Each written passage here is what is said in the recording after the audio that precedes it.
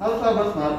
Oke, jadi gue sore tadi abis main nih di Pagedangan sama Om Eca di acara ngabuburit offroadnya JJ Logi. Nah, di acara tadi gue tuh sempat pakai winch gue untuk narik beberapa mobil evakuasi mobil yang stuck.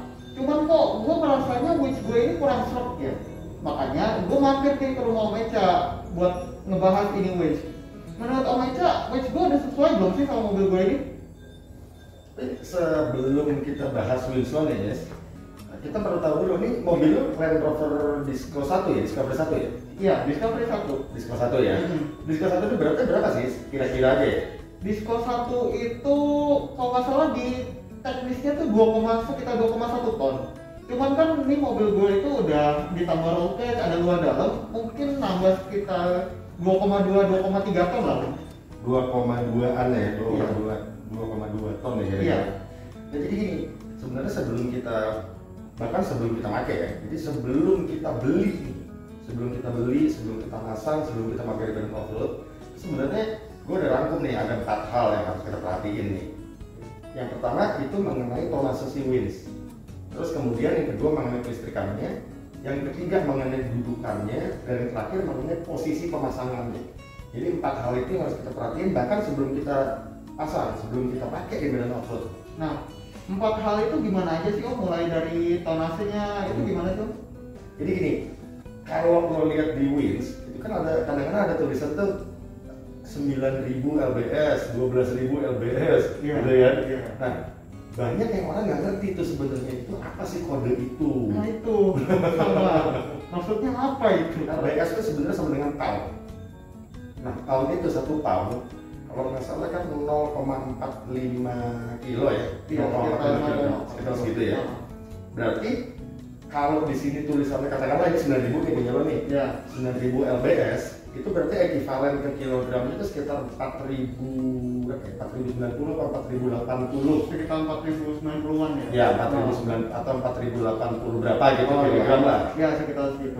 Berarti kan 4.000 sekian kilogram itu sama dengan atau lebih dikit gitu ya. Iya. Nah, sekarang kalau misalnya mobil lo ini beratnya 2,2, tapi kekuatan si winch-nya itu ada sekitar 4 tonan lebih, berarti gua rasa cukup. Cukup karena apa? Karena winch yang baik itu adalah kekuatannya 2 kali daripada berat atau bobot daripada si kendaraan. Oke. Nah, kenapa harus 2 kali? Ketika dia masuk ke lumpur atau dia kena stuck di suatu obstacle, makanya beratnya akan menjadi berkali-kali lipat. Ya. Mungkin jadi 2 kali lipat lah. Karena ada hambatan ya. Karena ada batas. Ya. Nah, sahabat Smart, berarti LBS itu adalah satuan tonase untuk dari kekuatan si winch kita, gitu.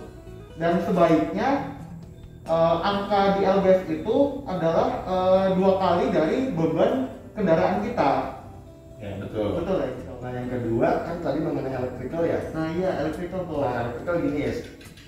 Winch ini dia sumber tenaganya kan dari aki. Kalau yang winch elektrik ya, kita nggak bicara yang PTO nih. Iya. Yang punya rumah kan elektrik. Berarti dia sumbernya itu dapat dari listrik. Ya. Kelistrikan mobil tuh dari mana kira-kira ya? Yang utama sih yang gue tahu dari aki kan. Dari aki. Nah, tapi aki ini kan akan habis ketika dipakai terus. Ya benar. Aki ini mendapatkan lagi listrik itu dari alternator. Ya. Kalau pencet nih untuk gulung gitu ya, Iya. dia tuh nyedot arusnya gede tuh. Iya.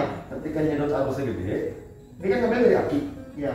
Alternatornya cukup besar nggak untuk bisa cepat ngisi si aki lagi. Begitu dia ngisi si aki telat, akan ngedrop. Yang ketiga dudukan kan. Iya. Nah, dudukan lo juga perlu perhatiin sambil ngopi ya. Ya. Nah, dudukan itu yang pertama itu ada bracket. Bracketnya bener nggak megangnya ke chassis. Oke. Terus dia ketebalan dari si bracket bener nggak? Ya. Kemudian yang paling penting juga baut yang dipakai itu harus mutlak dan wajib baut baja berbahan baja. Yang terakhir posisi. Jadi posisi gini.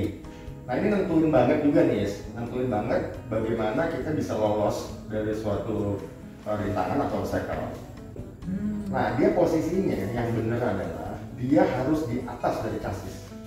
Oke. Nah ini kan udah di atas dari chassis nih. Iya. Ini benar. Jadi jangan sampai dia lebih rendah dari chassis. Dia harus di atas chassis. Nah kira-kira dari 4 itu ada yang kurang nggak di mobil lo tuh? Kan harusnya sih pertama tonase lah. Tonase ini kan udah 9.500 lbs. Gua rasa sih udah cukup lah untuk mobil 2,2 ton. Yeah.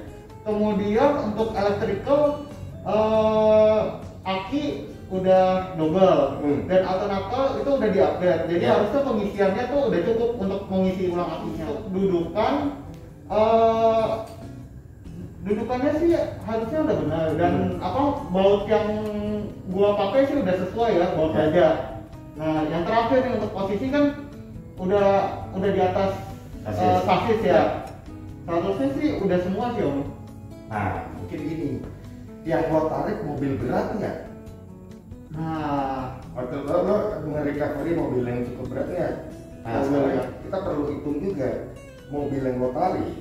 Ini kita beda ya, ketika lo narik diri lo sendiri, lo bisa hitung berapa sekian. Terus lo kali 2 aja gitu kan ketika dia start. Iya. Tapi ketika lo narik mobil orang, lo masih juga hitungin itu mobil beratnya berapa, lo kali 2. Mungkin ketika lo narik dia, malah lo yang ke bawah. Kalau lo mau tenaganya menjadi lebih, lo tinggal double line aja, pakai snatch block. Pakai snatch block. Palingnya seperti itu. Jadi kalau lo lihat, ini kayaknya mobil di depan gue nih yang mau gue evakuasi ini lebih berat nih dari mobil gue. Terus berarti kan winch gue ini tidak sesuai buat mobil itu.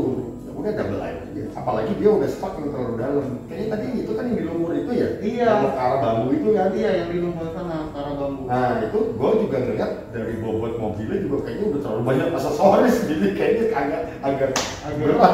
Iya, agak keberatan. Berarti sobat smart, ada 4 hal tuh yang kita perlu perhitungkan lagi bahkan sebelum kita beli winch-nya. Pertama tonasenya. Tonasenya harus diingat nih. Pounds-nya itu harus 2 kali minimal 2 kali dari beban kendaraan. Kemudian yang kedua electricalnya harus perhatikan lagi tuh akinya dan alternatornya. Voltasenya mungkin bisa dilihat juga itu agar tidak drop. Terus yang ketiga itu dudukan si winch. Dudukannya udah pas belum bracketnya. Kemudian perlu diperhatikan juga tuh bautnya baja ya. Bautnya harus baja. Wajib tuh ya. Wajib. Kemudian yang terakhir nih posisinya harus di atas chassis. Nah, dan kalau itu untuk evakuasi mobil sendiri. Kalau mau evakuasi mobil orang tersebut perlu diperhatikan juga bebannya. Dan kalau misalkan dilihat winch kita kurang sanggup, kurang mumpuni untuk mengevakuasi mobil lain, kita bisa menggunakan metode double line, menggunakan snatch block itu.